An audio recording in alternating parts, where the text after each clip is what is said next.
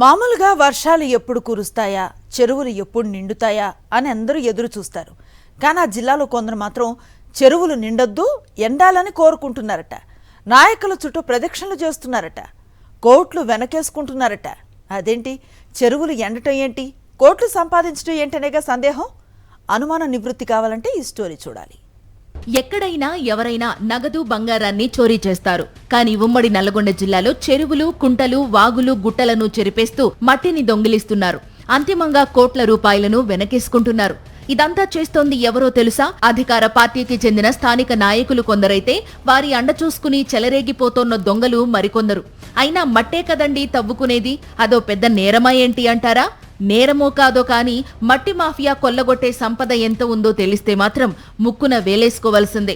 ఆ లెక్కలు చెప్పే ముందు అసలు నల్లగొండ ఉమ్మడి జిల్లాలో అక్రమ మట్టి తవ్వకాలు ఎక్కడెక్కడ సాగుతున్నాయో చూద్దాం రండి. ఇది నల్లగొండ జిల్లా కట్టంగూరు మండలం మునుకుంట్ల చెరువు. ఇక్కడ చెరువులో అనుమతుల పేరుతో తవ్వకాలు చేస్తోంది ఎవరో తెలుసా? అధికార పార్టీకి చెందిన నార్కెట్పల్లి మండలం చెరువుగట్టుకు చెందిన ఓ నాయకుడు. నకిరేకల్, నల్లగొండ, నార్కెట్పల్లి, చిట్యాల పరిధిలో ఉన్న ఇటుకల బట్టీలకు ఈ మట్టిని అమ్ముకుంటున్నారు. మరి ఇరిగేషన్ శాఖ అధికారులకు ఇదేం కనిపించడం లేదా అంటే ఏఈ నుంచి డిఈ వరకు చూసి చూడనట్లు వ్యవహరిస్తున్నారు. ఒకసారి 1000 మెట్రిక్ టన్నుల వరకు అనుమతులు ఉన్నాయని, మానవతా కోణంలో వదిలేయాలి కదా అంటూ సంబంధం లేని సమాధానాలు ఇస్తూ అక్రమార్కులకు సహకరిస్తున్నారు. 1000 మెట్రిక్ టన్నులు అంటే 25 టిప్పర్ల మట్టికి సమానం. కానీ ఇక్కడ 2000 టిప్పర్లకు పైగా మట్టిని అక్రమంగా తరలించి సొమ్ము చేసుకున్నట్టు ఆధారాలు కనిపిస్తున్నాయి. మునుకుంట్లతో పాటు మరో 4 చెరువుల్లో తవ్వకాలు జరుగుతున్నాయి. ఇక ఇది కేతిపల్లి మండలం చెరుకుపల్లి చెరువు. ఇక్కడ ప్రతి ఏడాది నీళ్లు ఉన్నా లేకున్నా మట్టి దందా మాత్రం ఆగదు. సారవంతమైన మట్టిని తవ్వి ఇటుక బట్టీలకు సరఫరా చేసి భారీగా సొమ్ము చేసుకుంటారు. మట్టి రుచి మరిగిన అక్రమార్కులు పెద్ద పెద్ద హిటాచీలతో పదుల సంఖ్యలో టిప్పర్లను తీసుకొచ్చి మట్టిని యథేచ్ఛగా తరలిస్తున్నారు. ఇదే విషయాన్ని అధికారులను అడిగితే 10,000 మెట్రిక్ టన్నుల మట్టి తవ్వడానికి అనుమతులు ఉన్నాయని అంటున్నారు. అంటే 250 టిప్పర్లకు అనుమతి ఉందని అధికారుల మాట. కానీ ఇక్కడ రోజుకే 100 టిప్పర్ల కంటే ఎక్కువ మట్టే తరలుతోంది.